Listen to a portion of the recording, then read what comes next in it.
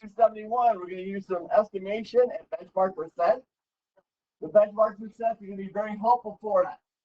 So our learning goals, ordering the fractions down to the percent, using our benchmark percents, calculate common percents, and do some estimation benchmark. This one can get really confusing if you're not following along, so please pay attention today. In order to get us started, we're going to have you guys do a few computations. We're giving you a fraction and a whole number. Yeah, we'll give you about 2 minutes. Calculate all 4 of those. One. Guys, the easiest way to do these is just look at what I was multiplying by as 1, right? I've got 1 0 down here. That means I take 1 0 off. One is 35. I have 2 zeros here, so I'm going to move my decimal twice. That becomes 3 and 5 tenths. I have 1 0 here, so I take 1 0 off. That becomes 67. I have 2 zeros here, means I move my decimal twice. That becomes 67. The key on all of these, because I am dividing by a factor of 10, all I'm doing is moving my decimal places. Plus the key that my numerator in each case was 1. When my numerator is 1 and I'm dividing by a power of 10, literally all I'm doing is moving my decimal place. Raiden, please don't. Yes. Correct. Yep. Because if I don't see my decimal at the end, I'm moving it in. Okay, let's go to 272. Noah and Dylan, we're assigned to 600 and 1/10%. But they disagreed on which was larger. Noah says 600 repeating is less than 1/10%. Dylan says that 1/10% is the same as 1,000, and 1,000 is less than 600 repeating. 1/10% is less than 600 repeating. Who is correct? There's your question. Explain your reasoning. We're not giving you the answer. So talk about it at your table. See who you agree with. We'll give you guys about 1 minute right now. And make sure you explain why you think that's the correct answer. Okay, who wants to take a shot at it? What do you think, Brandon? I think Noah because I think 600 is bigger than 110. Remember, what does that bar on top of it mean? Keeps on going forever. So it's not just 600. That 6 keeps going on forever, right? Okay. So we got 1 vote for Dylan and 1 vote for Noah. What do you think, Allison? Well,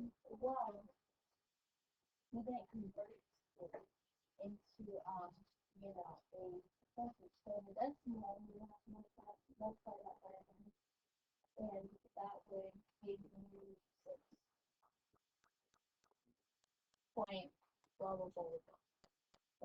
And 6.6 repeating. Yeah, and then it would be percentage. So 6.6 percent is 1/10 of it. So you're saying Dylan is correct. Yeah. But you, instead of changing the decimals, you change the percentage. You change them both to percent, yes? Yes. Is that acceptable? Yeah. Could I also change them both to decimals? Yeah. Yeah. Does it really matter which way you go? No. Is it hard to move decimals to percents? Literally all you do is move the decimal twice, guys. You just got to remember which way you're moving it. Nathan? I think that Dylan is correct. If you switch the 0.06 infinite to like a fraction, I mean not a percentage, then it would be like 6 going on and on. Or 6 point on and on. That's almost like you just repeated exactly what Allison just said. Yeah. Guys, on this case, Dylan is correct.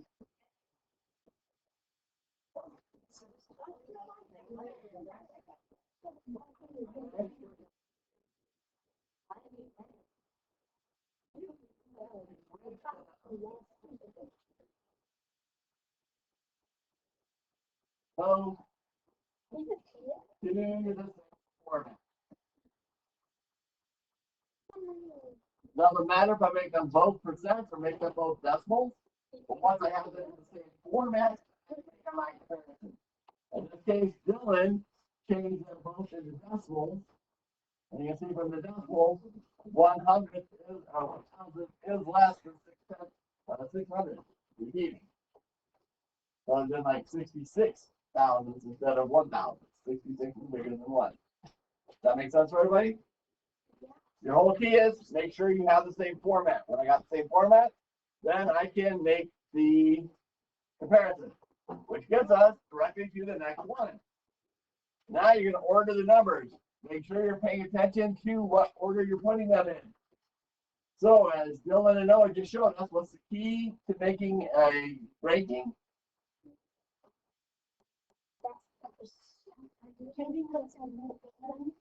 Same format.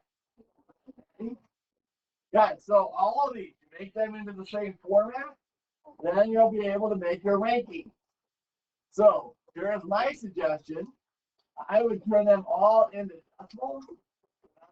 Actually, decimal 4% your choice.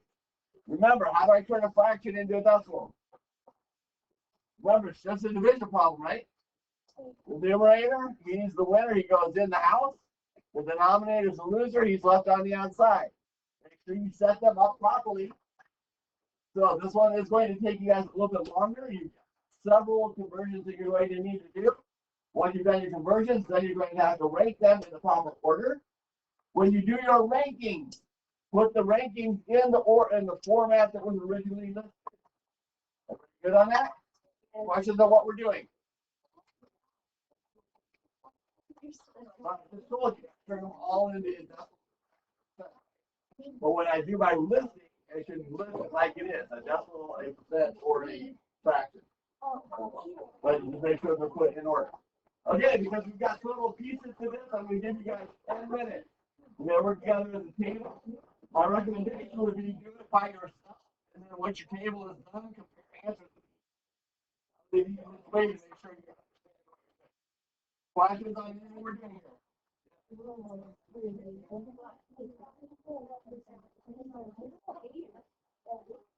Okay, 10 minutes. Okay, you do it to do this, guys. Turn them all into decimals.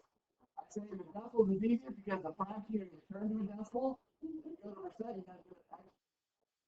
So it just makes it a little bit easier on the percent. Our key on this, the numerator, loser, he goes in the house. A lot of you got confused. We're like, how does 9 go into 1? Guess what? It doesn't. So that means that I need to add a decimal and a 0. Bring my decimal straight up.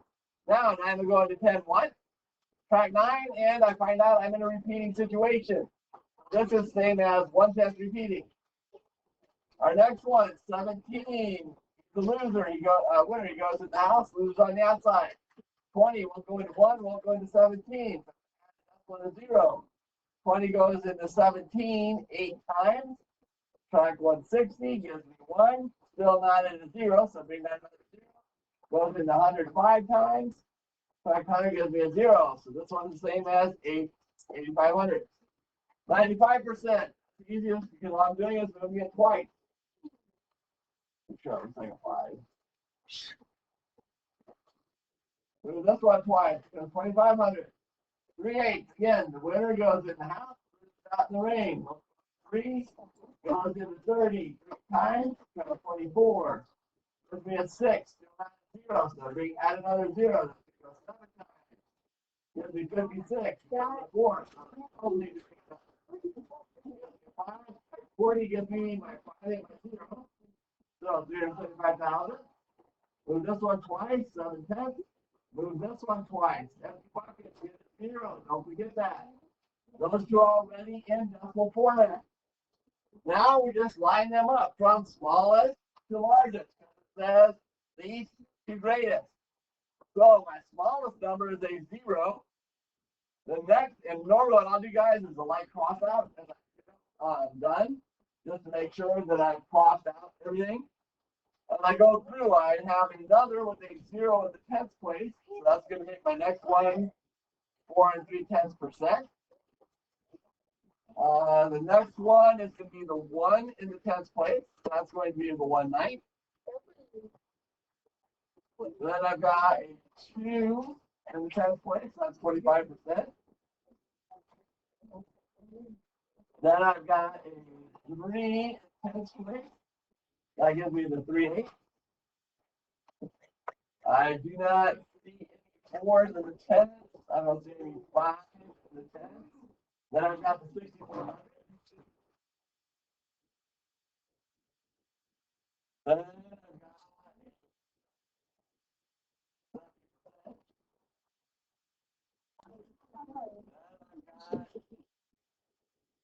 for 81. I don't know why there's so much chat on my side.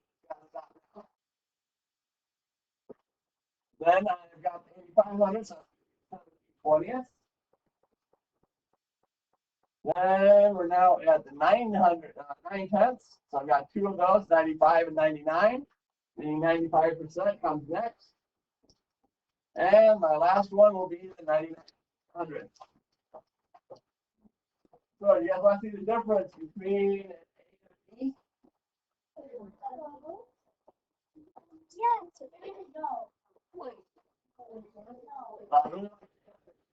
So we're going to show you the difference between A and B. And here's all it is, guys. It's counting. 1, 2, 3, 4, 5, 6, 7, 8, 9, 10, 11. So I know I should have 11 numbers. 1, 2, 3, 4, 5, 6, 7, 8, 9, 10, 11. If I get the same amount, it means I probably got everything. But if I count and something's missing, you need to go back and figure out what you forgot to do. I cannot even begin to tell you the number of students who lose points because they forget 1 or 2 of the numbers. Especially when you've got a list of 11 like this, it's really easy to miss something. So just go back, do a quick count. That's going to be your difference between an A and a B. Any questions on the list? How many of you got all right? One of them was split. Then that means it wasn't all right. Oh. Okay. You guys learn okay? Good, Jason. Okay, this was one of the most confusing things for. So I'm going to try to teach it a little better this year. I don't know how it's confusing, to be honest with you, but it really was. So I'm going to take a little extra time to go through this because when you understand the concept, benchmark percents are really easy. I'll be honest, I use benchmark percents a lot because one thing you do if you go out to eat a lot, which my wife and I do, you normally leave a tip. And to use tips, I use benchmark percents. So when you get used to using your benchmarks, it makes percentages really easy. So here's a definition. Everyone should have your highlighters, and for some reason my smartboard's not working right. So I'm just going to underline it. But benchmark percent is just a commonly used percent. That is your definition. The ones that we use most commonly, the 1s, the 10s, 25s, and 50s are your most common. Really, the most common of all of them is that 10%. It's amazing what you can do with that 10%. It's really easy to build all of the other percentages off of it. If you know the 10%, the 5% is really easy. Take half of it. The 1s, 10s, and 100% are all super easy because that's just moving decimal places. So we did a nice little diagram here to help you understand how your percents are related. So my 100% is the same as 250, which is the same as 425, which is the same as 520s, which is the same as 1010. So as long as you're understanding this concept, this direct relationship every time, we can now use the tick diagram to state each relationship. I basically just kind of gave you the answers. We'll actually listen. You would work a lot of the benchmark fractions, the 0, 1/2, and 1. Now we're doing your benchmark percent, which are all listed. So I want you guys as a table, sit down, look at the first 3 4. So going on to the next page. So actually, we want you to do numbers 1 and 2. We'll give you guys about 4 minutes to work through those. See if you can figure out what those relationships are. Yeah, look at our benchmarks. Look at our diagram. How is 50% related to 100%?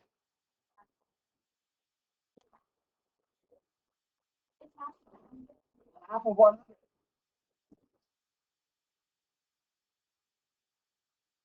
Or you could have said there are 2 50s. What works? How is 25% related to 100%? 25 is a quarter of 100 and not a 50. So, I know like 1/4 of 100 or half of 50. Or you can say there are 4 25 and 100, 2 50, 50. Work. How is that 10% related to 100%? Right? Is 1/10 of 100 or is it 50%? What's the relation to 50?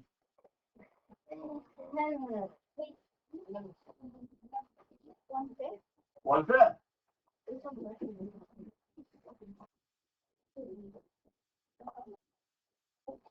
Again, the way I would like you guys to think about it, there are 10% or 5 10% to 50. Because you're going to see is when you start working with these benchmarks, what you're going to do is find one of your baselines, easy ones, and figure out how many of them you need to get to where you want to be. Okay? So our next page, how is 5% related to 10%? Okay? It is 1/2 of 10%. Or you say there are 2 5% in 10%. Okay? How's 1% related to 10? How's it related to 5? David?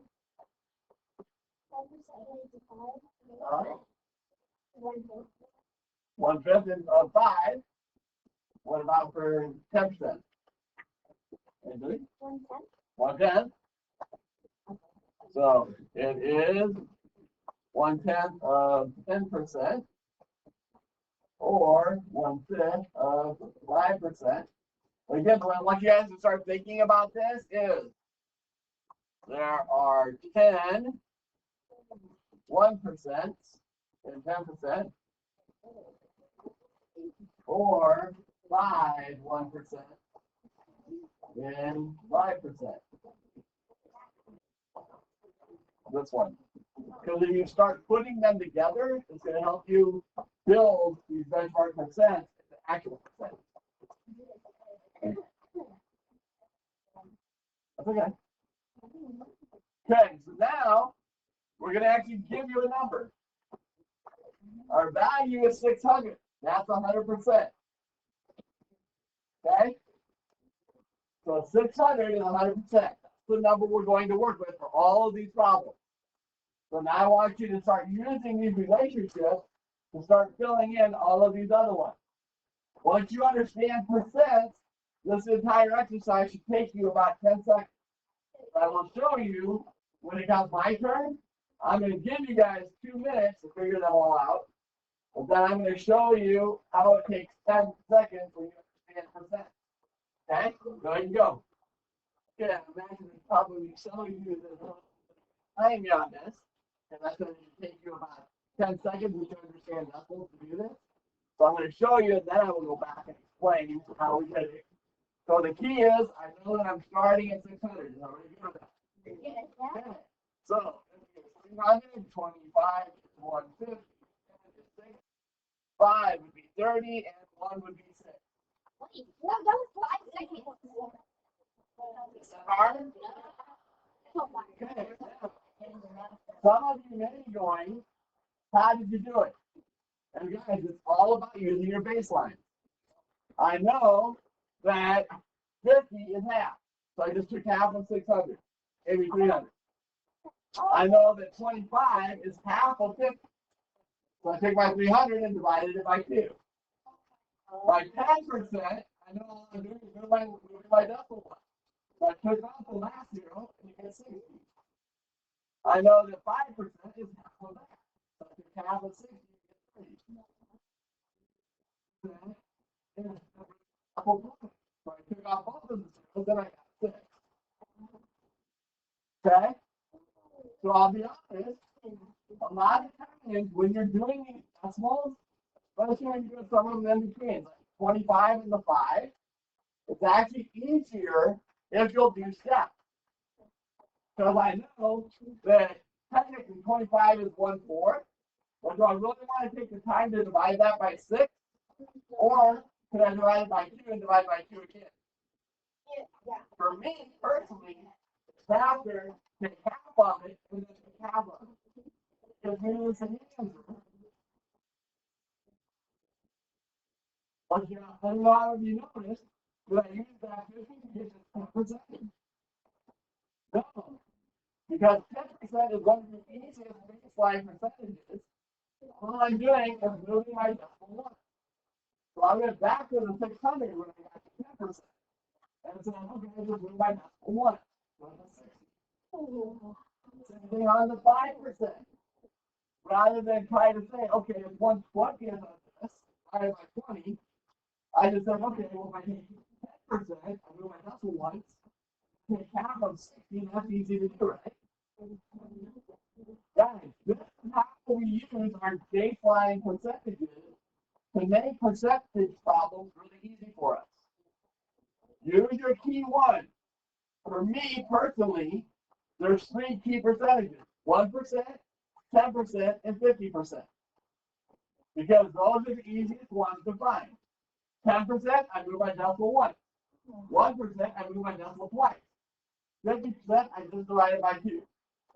From those, I can then move to additional percentages. Does that make sense for you? Somebody? 5%. 10% means I'm going to move it once. 1% means I'm moving it twice. Okay? So now that you understand that, I want to see if you guys can do this one without a calculator. So we're going to cross this part out. And I want you to determine, because they gave us baseline percentages. The only reason I'm doing this, if it wasn't baseline percentages, this would be harder. But because they gave you baseline percentages, this should be a really easy page to do. So you've got 8 problems to do. I'll give you guys 3 minutes. Yes, that was fun. Guys, the whole key on this. Remember, if I'm finding 1% of a number, it means I'm moving my decimal twice. If I'm finding 10% of a number, it means I'm only moving it once. Okay? 1% is smaller than 10%, yes? So it should make the number a lot smaller. Factor of 2 zeros. So if I don't see my decimal, it's at the end of the number. 1% means I'm moving it twice. 2,800.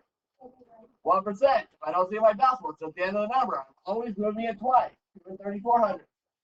1% means I'm moving it twice. Empty bucket, get a 0. Just because the number is smaller doesn't mean I move in a different direction. If I'm finding the percentage of a number, it's always going to move it to the left.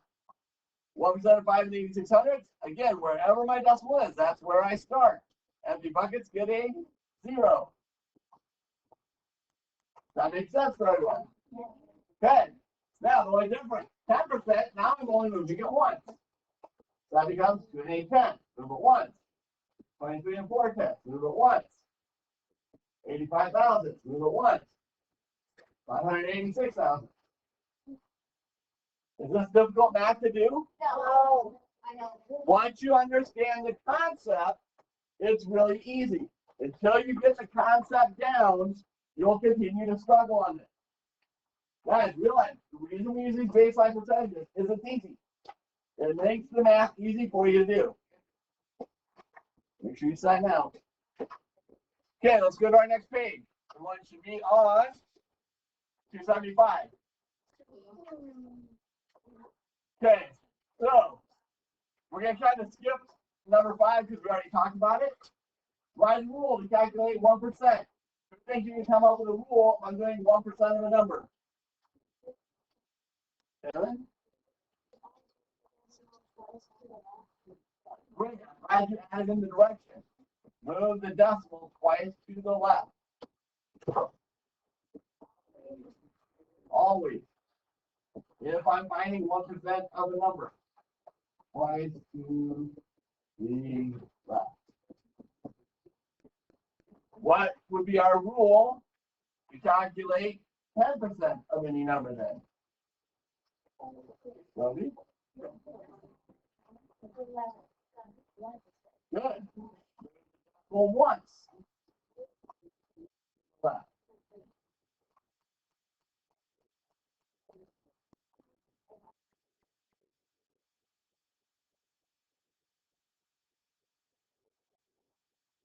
Now that they've given you the patterns, got 6 more problems for you to do. Now that you understand the rules, this should take all of you about 30 seconds for all 6. That'll give you 1 minute. So now that you have the patterns, 10% means my decimal how much? 1. So I'm just moving it 1 to the left, or 500 Number 1. 2,000. Move it once. 385 and 410. Doesn't matter where the decimal is. No. I just move it from where it is. For 1%, how much am I moving it? Twice. 1% twice. 2 zeros. So now I'm moving it twice. 4521. Twice. Every bucket's get a 0. Twice. 28, 5400. Questions on any of these? Are you seeing how easy these become? Okay? So don't let the initial number mess you up. If I'm using baseline percent, it doesn't matter what my initial number is. If it's got decimals or not, because all I'm doing is moving that decimal. Okay? Now, here's where we get into some real life stuff. This is what you do in a restaurant. So, if it's a 15% tip, it says I can easily calculate 10% of any number, then calculate half of that, equal to 5%. I can then add those 2% values together to get a sum of 15%. Is this a reasonable method to use? Yes. Does everybody think it's not reasonable? So why is it reasonable? Everybody seems to say yes. Why is that reasonable?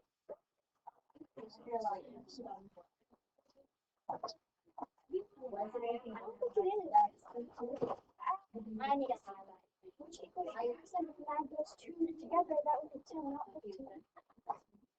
If 5% Well, you get 10%, but then do half of it for the 5%. So that you added the parts together. No, it's an emergency. We got 10 minutes left. Guys, yes, this is what I do.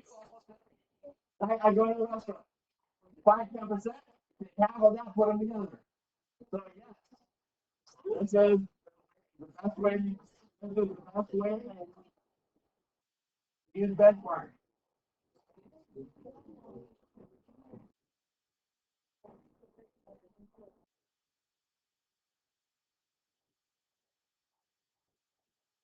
Okay, so how much could you need for a tip of 50% of $60? So we're going to use that we just talked about and see if you guys can apply it. What is 10% of 16? $1.10. Okay, what's half of $1.60? 80 cents. So then I add them together, and what do I get? So what should the tip be? Well, it's only a $60 bill. Should be $2.40. Okay. So now we're going to give you guys a chance to do it with some numbers that aren't quite as easy. 6. Why? Because we're doing a lot of the easy ones already. Now we're going to challenge them. So we're running towards the end of class. I'll give you guys 2 minutes to try to do this. And I know you guys, both of you did not finish. But because we're at the end of class, I need to get to the homework. So we start with the 10%. Once, 40. Take half of that, 120. That's going to give me a tip of $3.60.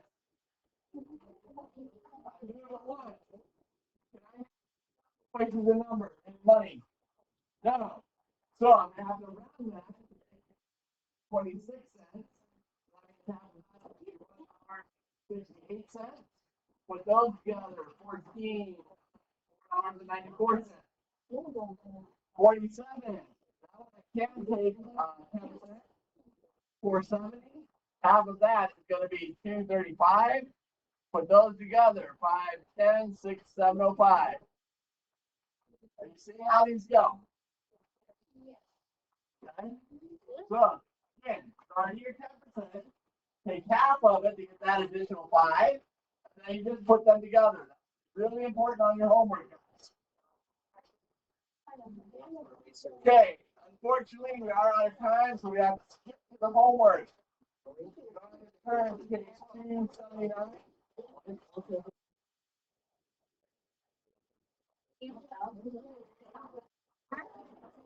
Or no? Are you? I wrote them. Hey, you guys have to. You can be quiet like you're supposed to, and I want to give you some help on the homework. Or you guys can go, and I'll just record it, and if you want help, you're going to have to listen to the video later. Your actions determine which one this goes.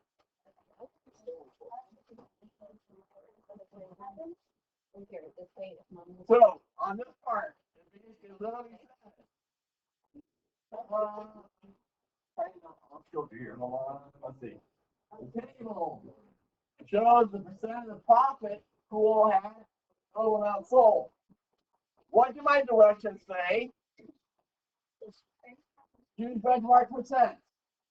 So, can I just use the decimal equivalent and multiply them? No. You have to use your benchmark percent. Here's how this works. If I want to get to 65, what benchmark percent would get me to 65? I can do a 50, a 15, a 10. 15 is not actually a benchmark percent, and a 5, correct? Yes. So when I actually do my work for part A, what I'm going to do, I'm going to take 50% of 6,400. So 50% is going to be 3,200.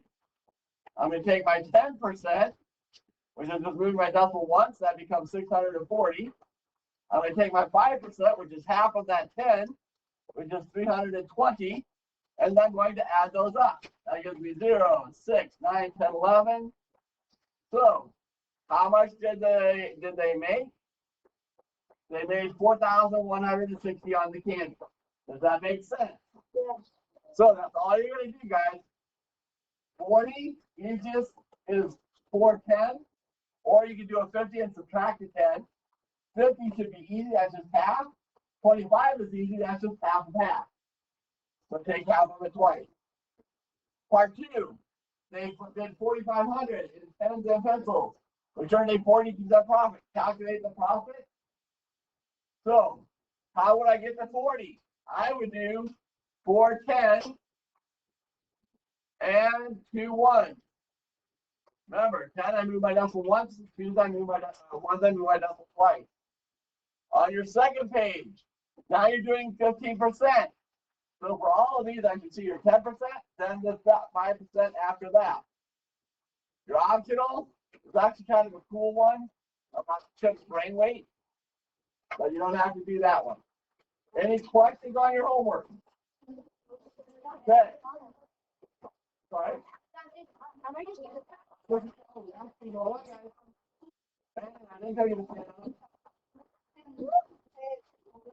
This will be on Thursday.